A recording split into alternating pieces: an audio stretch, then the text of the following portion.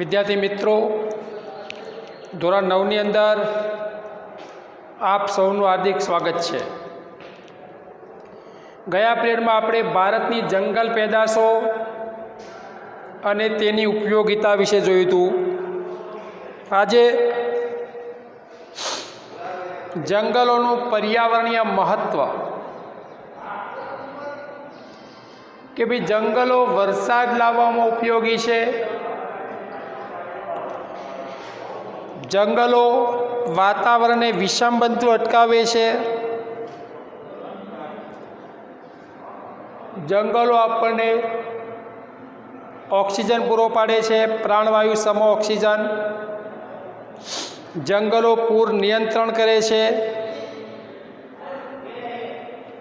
Carbon dioxide જેવા હાનિકારક વાયુઓનું શોષણ કરે છે, જમીનનું ધોવાણ અટકાવે છે, ભૂમિગત જળ સપાટીને જાળવી રાખે છે,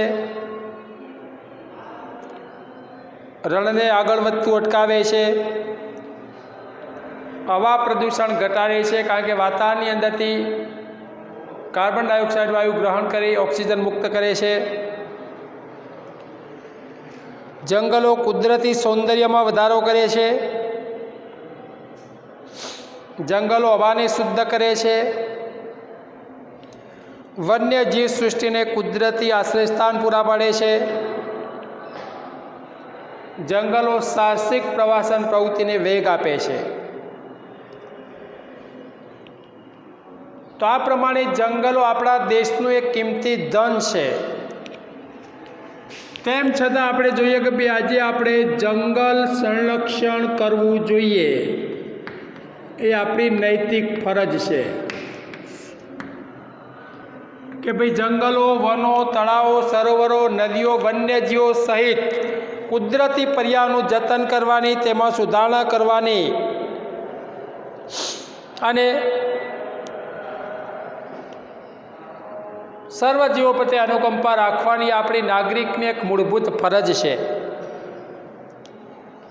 તેમ છતાં જોઈએ કે ભાઈ આજનો માનવીની માનસિકતા અને સ્વાર્થ વૃત્તિને કારણે આપણા પારિસ્થિતિક તંત્રમાં ખલેલ પહોંચી છે. જેમાં આપણે જો બી જંગલોનો જે વિનાશ થઈ રહ્યો છે, તો આ જંગલોના વિનાશ માટે દોષિત એ માનવી છે. જંગલોના વિનાશ એટલે કે જંગલ વિનાશના જે કારણો છે, જંગલ વિનાશના કારણોની અંદર દોષિત માનવી, બીજું કે માનવીની સ્વાર્થ વૃત્તિ,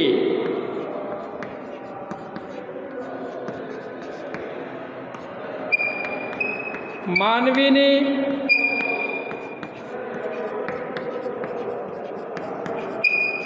જમીન મેળવવાની ભૂખ,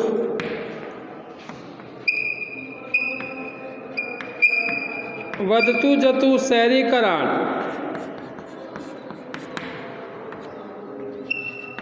ઔદ્યોગિકરણ,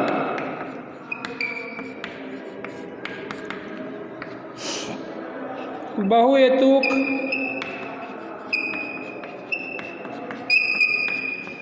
યોજનાના નિર્માણ માટે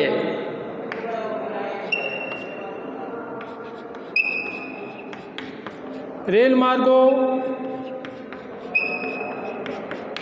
સડક માર્ગો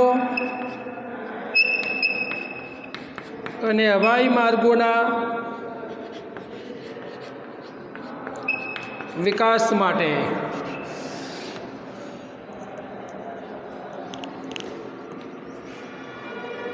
ઉદ્યોગો માટે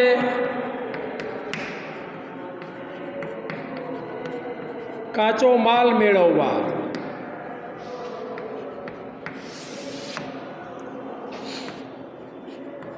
ઇમારતી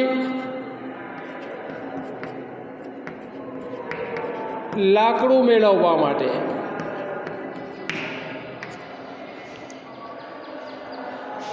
ઇમારતી લાકડું મેળવવા માટે બળતણનું લાકડું મેળવવા, ઝૂમ પદ્ધતિની ખેતી, બળતણ માટે લાકડું,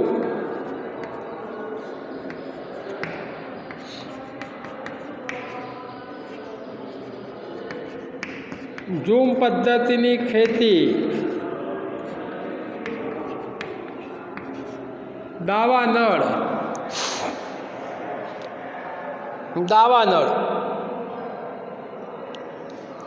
ઉદ્યોગોને શહેરોથી દૂર લઈ જવાની નીતિ,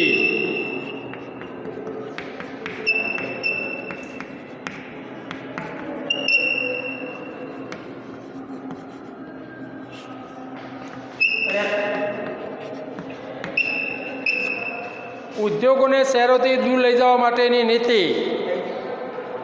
આ માટે આપણે જોઈએ કે ભાઈ માનવીએ જંગલોનો વિનાશ કર્યો છે. તો જંગલોના વિનાશ માટે દોષિત માનવી છે. પણ આજે જે જંગલોનો વિનાશ થયો છે તો જંગલ વિનાશની અસરો કે ભાઈ આજે જંગલોનો આડેધડ વિનાશ થઈ રહ્યો છે તો જંગલ વિનાશના કેટલાક માઠા પરિણામો આપણે ભોગવવા પડ્યા છે. કે ભાઈ વરસાદનું પ્રમાણ ઘટવું,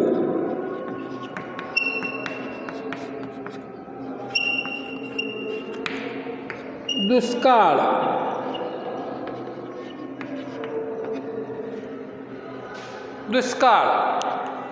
વરસાદનું પ્રમાણ ઘટવું, ગ્લોબલ વોર્મિંગ,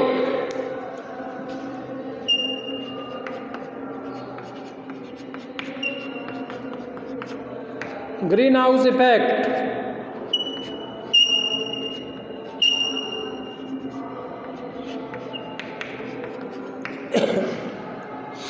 વન્યજીવો લુપ્ત થવા,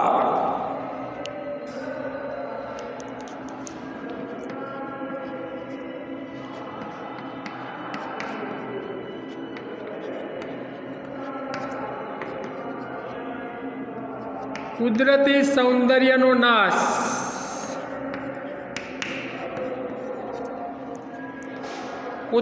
સૌંદર્યનો નાશ,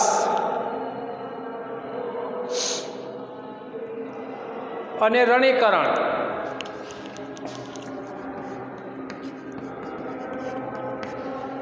આપણે જોયું કે ભાઈ વિવિધ પ્રકારના વન્યજીવો માટેના વિનાશની અસરો છે.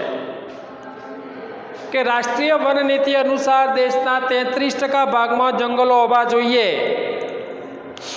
આપણા ભારતમાં માત્ર 23% ભાગમાં જંગલો છે, જ્યારે ગુજરાતમાં 10% ભાગમાં જંગલો છે. રાષ્ટ્રીય વન નીતિ અનુસાર દેશના 33% ભાગમાં જંગલો જોઈએ. ભારતમાં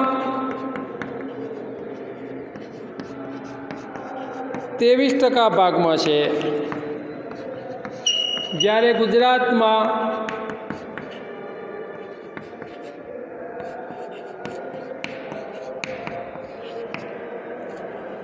10% ભાગમાં જંગલો છે.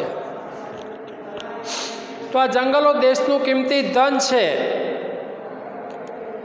તેમ છતાં આજે જોઈએ કે ભાઈ જંગલોના જતન કરવું એ આપણી નૈતિક ફરજ છે. તો જંગલોના જતન માટેના ઉપાયો.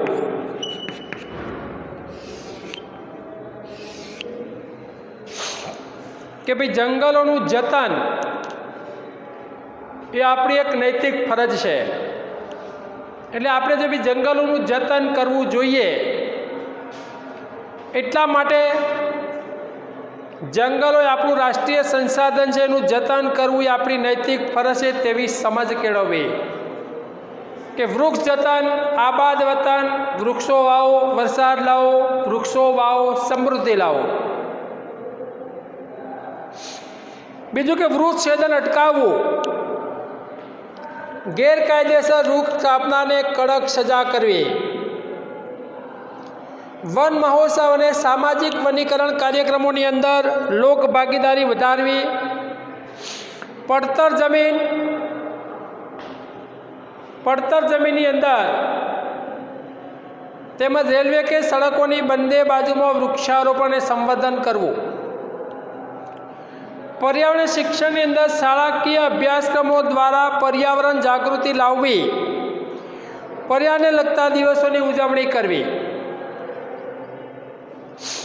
પર્યાવરણને લગતા દિવસોની અંદર 21 માર્ચ વિશ્વ વન દિવસ, 22 એપ્રિલ વિશ્વ પૃથ્વી દિવસ, 5 જૂન વિશ્વ પર્યાવરણ દિવસ, જુલાઈ માસ વન મહોત્સવ, 10 સપ્ટેમ્બર વિશ્વ ઓઝોન દિવસ. બીજું કે જંગલોમાં આગ ન લાગે તેની તકેદારી રાખવી. જો જંગલોમાં આગ લાગે તો તાત્કાલિક તેનું શમન કરવા માટેના પગલાં ભરવા. ઉર્જા મેળવવા માટે ઉપયોગમાં લેવામાં આવેલા લાકડાના સ્થાને સૌર ઉર્જા, બાયો ઉર્જા, પવન ઉર્જા જેવા ઉર્જાના પુનઃપ્રાપ્ય સ્ત્રોતોનો ઉપયોગ કરવો. પ્રચાર માધ્યમો દ્વારા લોકોને જંગલોનું મહત્ત્વ સમજાવી લોકોમાં જનજાગૃતિ કેળવવી જોઈએ. જનજાગૃતિ કેળવવી, કારણ કે આજે વૃક્ષ જતન, આબાદ વતન, વૃક્ષો વાવો, સમૃદ્ધિ લાવો, વૃક્ષો વાવો, વરસાદ લાવો, આવા વિવિધ પ્રકારના કાર્યક્રમો દ્વારા લોક જાગૃતિ પેદા કરી શકાય છે. એટલે આજે જંગલો દેશનું કિંમતી ધન છે. 1952માં રાષ્ટ્રીય વન નીતિ જે અમલમાં આવી, એ રાષ્ટ્રીય વન નીતિ અનુસાર દેશના 33% ભાગમાં જંગલો હોવા જોઈએ. આપણા ભારતમાં માત્ર 23% ભાગમાં જંગલો છે, જ્યારે ગુજરાતમાં માત્ર 10% ભાગમાં જંગલો બચ્યા છે. એટલે આજે જંગલોના વિનાશ માટે દોષિત માનવી છે. માનવીની સ્વાર્થ વૃત્તિ એના માટે જવાબદાર છે કે ભાઈ માનવી આજે જંગલોનો વિનાશ કર્યો છે, તો આ જંગલોનું જતન કરવું. માનવીની પોતાની જરૂરિયાતોને સંતોષવા માટે માનવી આજે જંગલો કાપ્યા છે કે ભાઈ માનવીને જમીન મેળવવા માટેની ભૂખ. એક સામાન્ય મકાન માનવીને સંતોષ આપતું નથી, એના માટે ફર્નિચર બનાવ્યું, ફર્નિચર બનાવવા માટે લાકડું આવ્યું, જંગલોને કપાઈને આવ્યું છે. તો આ પ્રમાણે આપણે જોયું કે ભાઈ જંગલો એક દેશનું કિંમતી ધન છે. તો આજે જંગલોમાં આગ ન લાગે તેની તકેદારી રાખવી, પર્યાવરણલક્ષી કેટલાક દિવસોની ઉજવણી કરવી. જેમ કે આપણે જોયું કે 21 માર્ચ વિશ્વ વન દિવસ, 22 એપ્રિલ પૃથ્વી દિવસ, 5 જૂન વિશ્વ પર્યાવરણ દિવસ, જુલાઈ માસ વન મહોત્સવ અને 16 સપ્ટેમ્બર વિશ્વ ઓઝોન દિવસ. તો આ પાઠ વિદ્યાર્થી મિત્રો આપણે અહીંયા પૂરો થાય છે.